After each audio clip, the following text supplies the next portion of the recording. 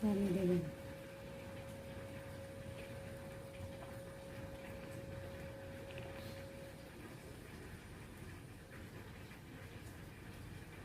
Yan, sa paanong paraan para hindi mangitim ang ating puso ng saging. Kukunin natin yung ganyan yan. Yan kasi ay nagpapaitim.